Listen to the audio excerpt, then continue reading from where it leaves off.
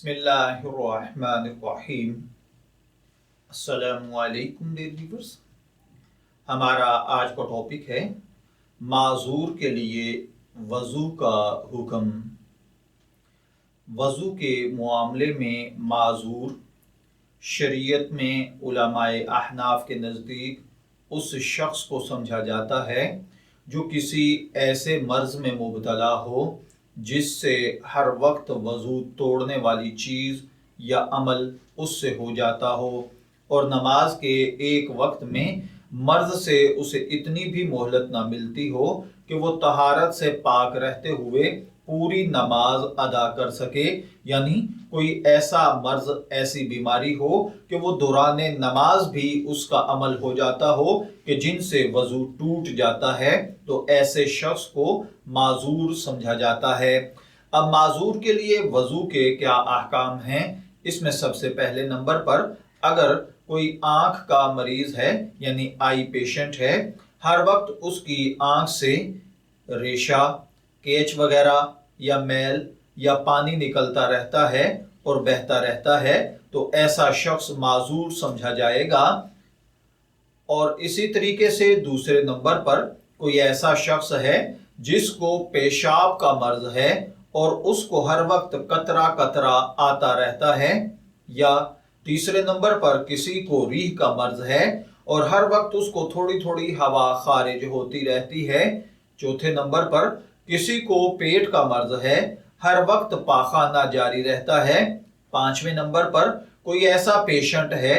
جس سے ہر وقت خون یا پیپ رستا رہتا ہے، چھٹے نمبر پر کسی کو نکسیر کا ایسا مرض ہے کہ ہر وقت خون بہتا رہتا ہے، ساتویں نمبر پر کسی کو منی یا مزی کا ایسا مرض ہے کہ ہر وقت بہتی رہتی ہے، آٹھویں نمبر پر کسی خاتون کو ہر وقت استحاضہ کا خون آتا رہتا ہے یا لیکوریا رہتا ہے۔ تو دیکھیے، ان تمام صورتوں میں اس طرح کے امراض میں مبتلا پیشنٹس ایسا شخص ہے جو ہر نماز کے لیے نیا وضو کر لیا کرے، اور یہ وضو اس کا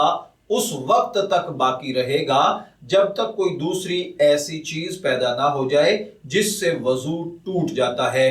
مثلا کسی کو نکسیر کا مرض ہے،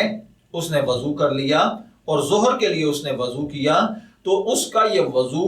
ظہر سے عصر تک کے درمیان کے وقت کے لیے کافی ہے۔ وہ اس کے درمیان میں جو بھی عبادت کرنا چاہے کر سکتا ہے، جیسے تلاوت کرنا، نماز پڑھنا، نماز کی سنتیں پڑھنا، سجدہ تلاوت کرنا، یا اور دیگر عبادات جن کے لیے وضو ضروری ہے۔ بے شک اس کے ناک سے تھوڑا تھوڑا خون آتا بھی رہے تو وہ معذور ہونے کی وجہ سے اس چیز سے باہر ہو جائے گا اور ایک وقت کا وضو اس کے اس ٹائم کے لیے پورا ہوگا۔ ہاں، البتہ اگر اس دوران نکسیر کے پیشنٹ کو پیشاب آ جاتا ہے تو اب اس کا وضو ٹوٹ جائے گا، اور عبادات کا اگر یہ کرنا چاہتا ہے تو نیا وضو کرے گا۔ یا اسی طرح اگر کوئی پیشاب کا مریض ہے اور اس کو قطرہ قطرہ قطرہ قطرہ اسی طرح پیشاب آتا رہتا ہے، یا کوئی ہوا خارج ہونے کا ریح کا مریض ہے کہ اس کو تھوڑی تھوڑی ہوا خارج ہوتی ہی رہتی ہے، تو وہ ایک وقت، یعنی فرض کیا کہ عصر کے ٹائم اس نے وضو کیا،